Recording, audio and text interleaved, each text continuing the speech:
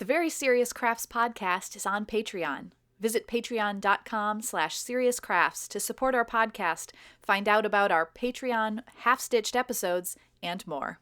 Hello, and welcome to Season 4, Episode 1 of the Very Serious Crafts podcast. I'm Haley from Red Handled Scissors and the Bones and Bobbins podcast. And I'm Molly from Wild Olive. Today we'll be talking about what we've been up to since our last season. But before we do that, we thought we should tell you a little bit about what's to come in this new season. So we've been talking about things and making plans, and the obvious first thing is that it's just Haley and Mollie here right now, and yes. Yeah. Hi. Just two voices. And so Heidi is taking care of herself and doing the things that she needs to do, and she keeps, every once in a while there's like a hint that she might stop in and see us. So yes, I expect at some point she will, because she keeps finding things that ought to be on the podcast. Yeah, it hasn't left her.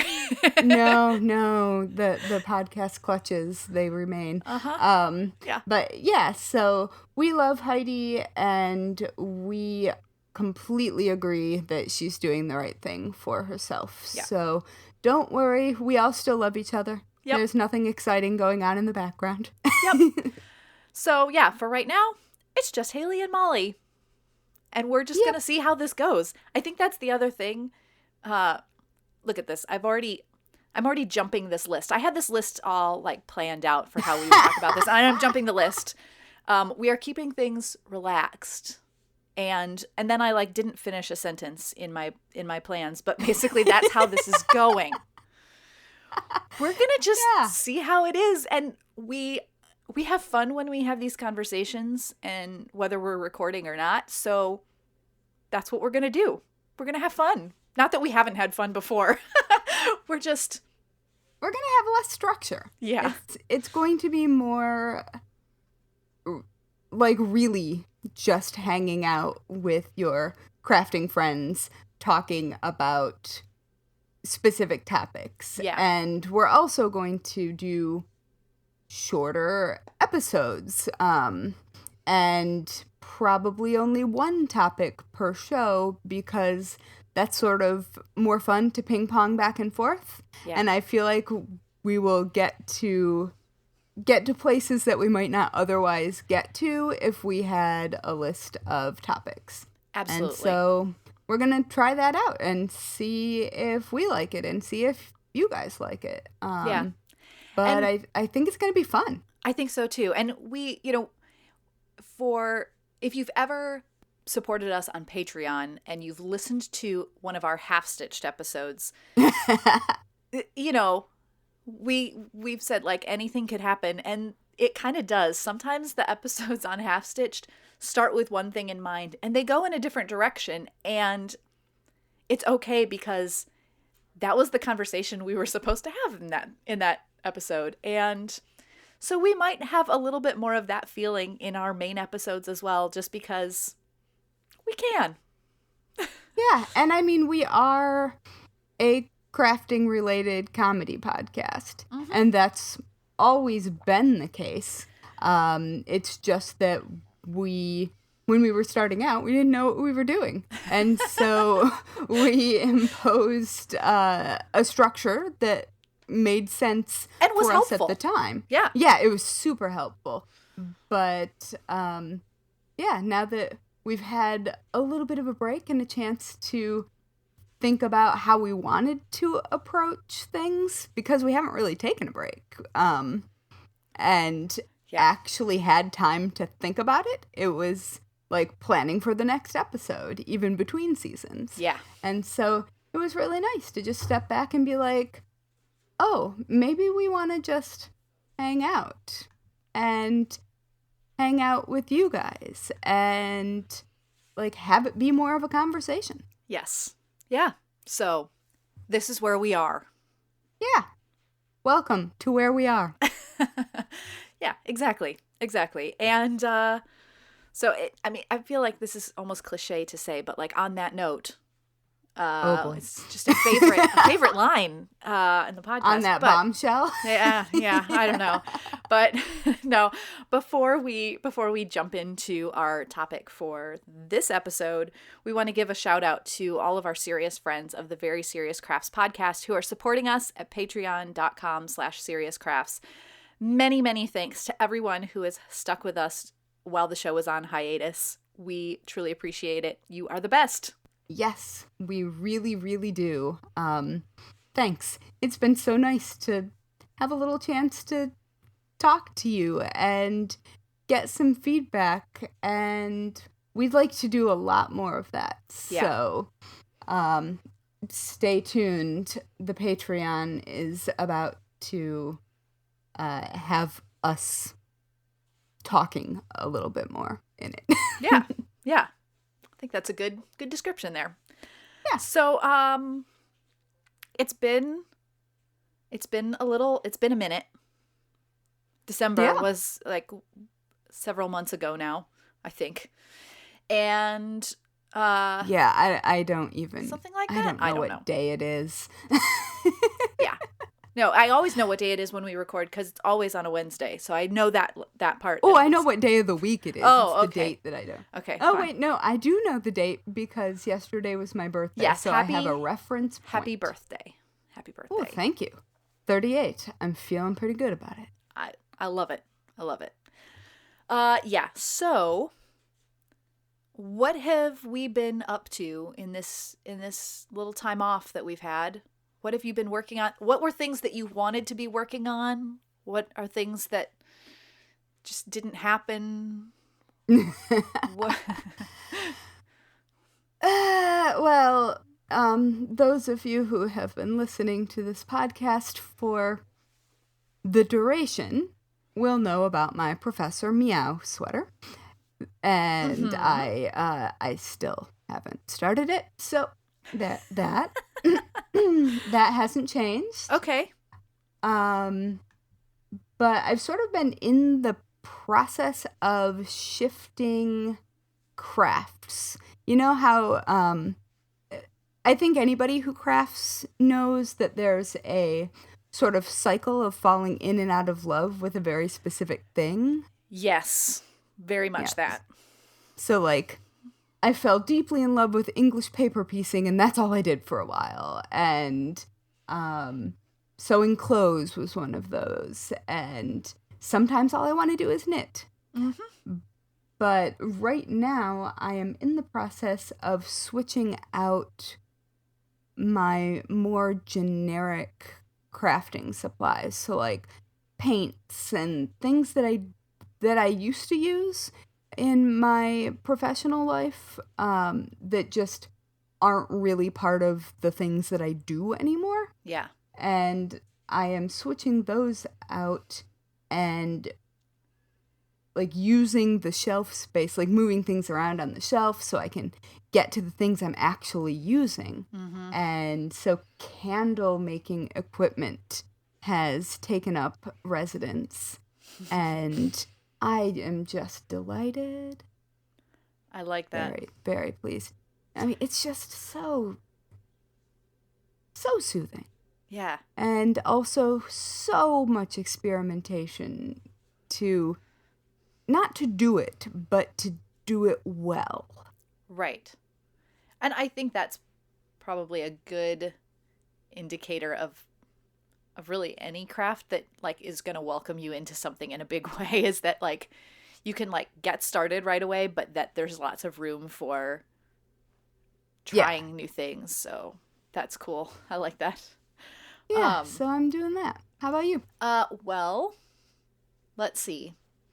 Things that I definitely thought that I would be starting in the new year, I have not really started. I will say that towards the end of season 3, I talked about my newfound interest in miniature kits. And yes. I at that point I had not purchased one, but I bought one for myself, and then my parents gave me one as well. So I have a coffee shop and a bookstore. And Yes. I have precisely made 2 tiny chairs. But they're so delightful. But they were really cute They're tiny really chairs. cute tiny chairs. And the thing is, what I think I need to make next is the structure to, start adding on to, and then also the coffee shop came with a little like acrylic plexi kind of case to keep the dust off. And so I feel like I need to get those things done next so that everything can stay safe in there and I don't have just pieces gathering dust or just getting crunched or there's something. Something to build off of. Yes. So it's not like the pressure of starting. Yeah. Now you can just do it as you want. Yeah. So that's sort of a start, but I do still really want to work on that. Also, most recently, it's going to take over your life, is the thing. I think it could. Of course, I've had, ongoing projects that I'm always doing for work things and whatever, which is why I haven't spent as much time on my little miniature kits. But you'll probably appreciate, I don't want this to turn into like a whole big like train of shame of things that I have failed. But I don't feel bad about the Professor Meow sweater. No, it'll happen when it's ready. Exactly. In its own time. Exactly. One of the things I wanted to make was I wanted to make some fingerless mitts for myself. Mm-hmm. And I have this yarn that I've had sitting here for 2 years that I wasn't sure what I would use it for. The yarn was a gift to me. And so, but I love it. I wasn't sure what to do with it. 1 skein of DK weight. And so I thought mitts, and I saw these great sleeves on a sweater that I loved, and they were in herringbone stitch in knitting. Ooh. And they were just wonderful. And I thought, what if I make myself some herringbone knit fingerless mitts? But you know what? Herringbone stitch is a funny one to get to understand exactly how it moves and stretches and what needle size you need. And I've started the swatch 3 times. Oh yeah, it's way more structured. Yeah, exactly. And I have like such admiration for anyone who designs in herringbone, because there's a lot more going on with that. And so I really still want these mitts, but I don't know how many times I can swatch it and still keep going right now. It's very close to being set aside entirely until I don't know. The problem that it's too small or too big? Like, what is the actual swatch related issue? Well, the first time I was trying to transition, I wanted to see what it would transition from, like a little bit of ribbing into that, so that I could create like a cuff. And it was just weird. Like, okay, I'll start over.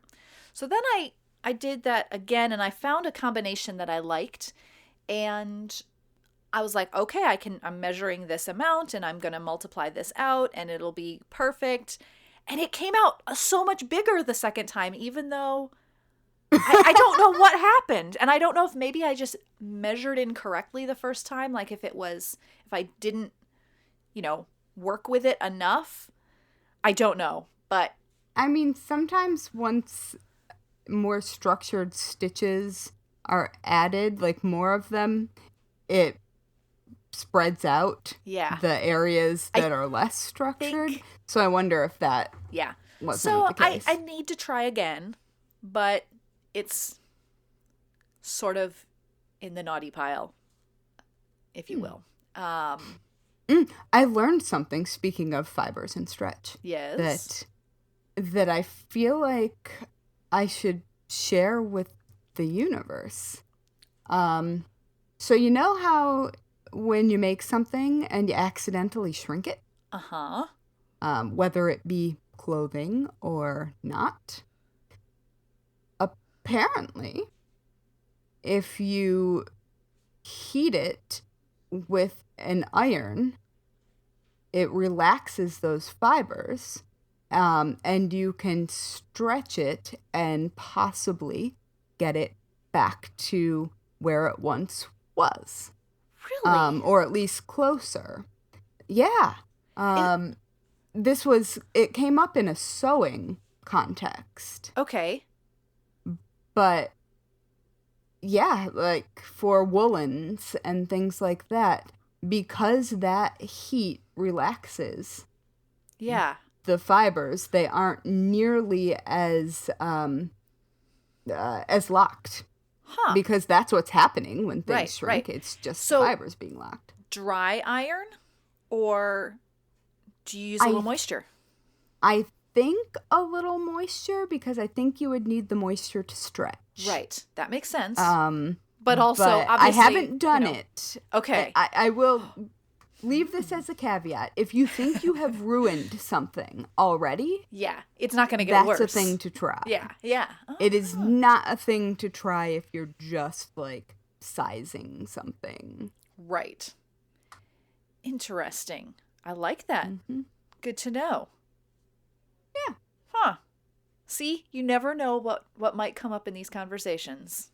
It's true, and I wish I could remember where I read that.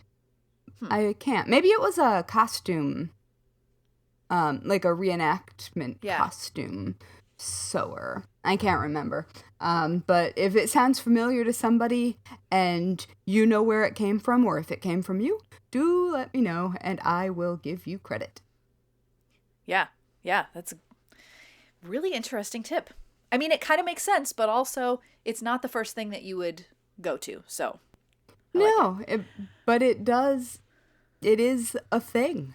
Yeah. I just. Let's see. There's something very weird happening behind me. Hold on. Oh.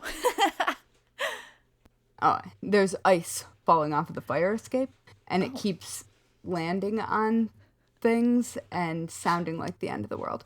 All right. It's no longer the end of the world. Okay, perfect.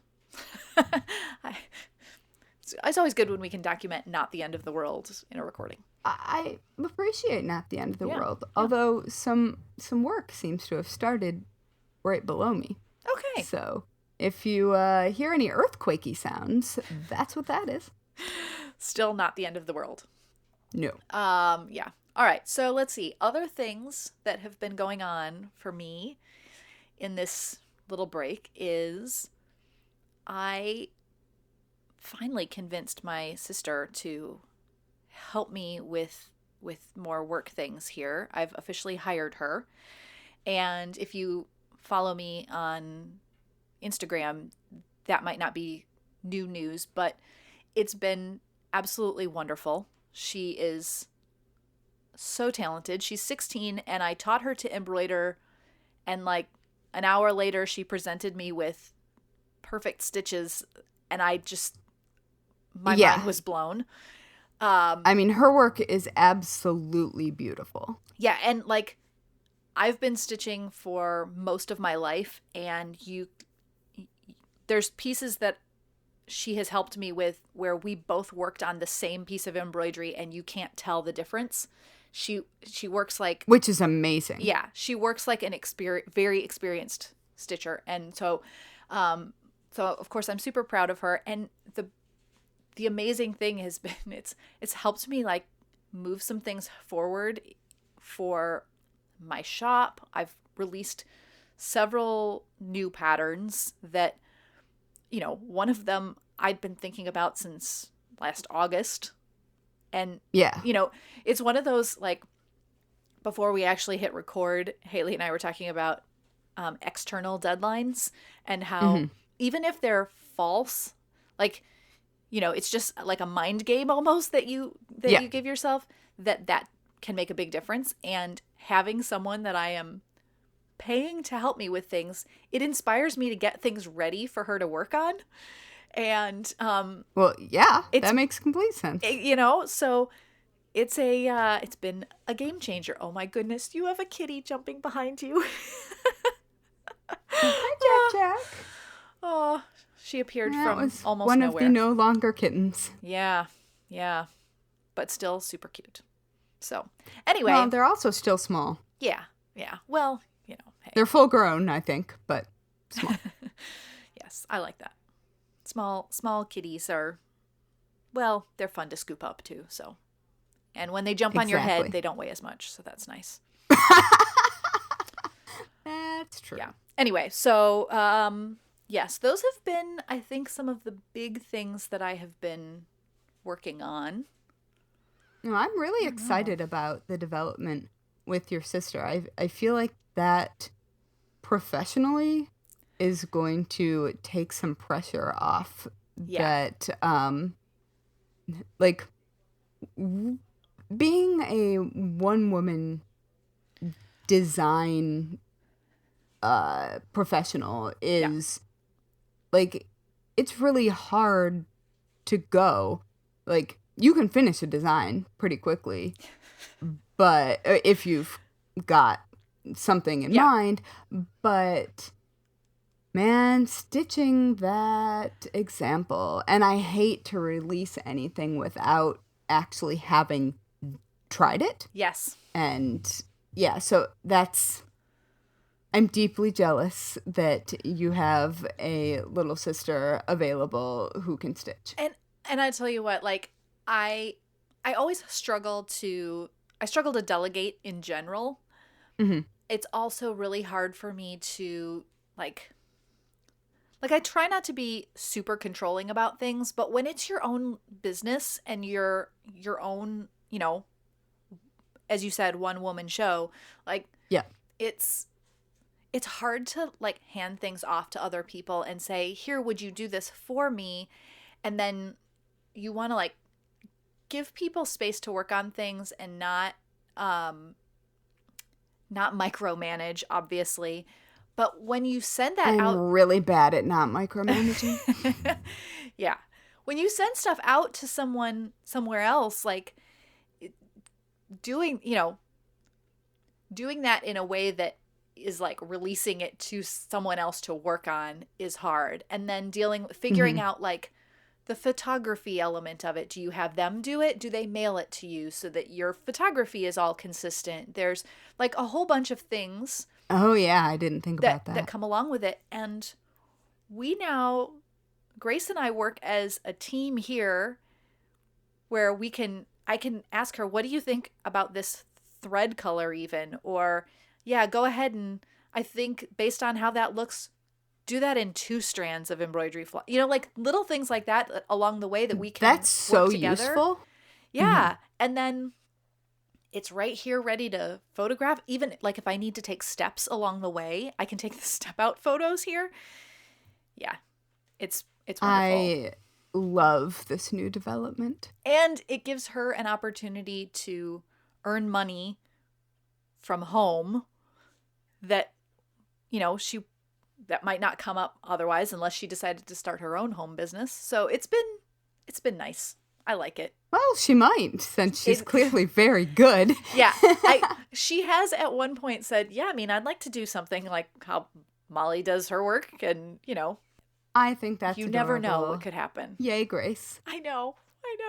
I'm such a proud big sister too, but it's just because she's just wonderful in general. And this was like icing on the cake. Yes. It is very, very sweet. She is. I didn't mean to make that joke. Hey, is that our first dad joke of the season? I think it is. So all right. It's perfect. Right. It's perfect. Oh my goodness. Do you have any other stuff that you've been doing, or are you just like chilling? I'm not chilling because I'm not capable of it. But I don't know. I've been sort of like doing things around the apartment, like replacing things, organizing things, like just that's where much of my time has gone, because I've reached the point where as of less than a week will be the anniversary of when New York City went into lockdown. Yeah. And so you've been inside for a year. Yeah. I think I've gone outside 7 times. Wow. This year. Wow. And so there comes a point where it's just like, I need to get rid of some of the stuff that is here and make everything in a nice, colorful, ordered stack, please. Yeah. Yes. Yeah, and it's funny how life sometimes just makes it hard to actually find the time to do that. Yeah. Well, yeah. I mean, and there are a million things that I should be doing. I'm working on a new book proposal, which is, I guess, the actual thing that I've been up to.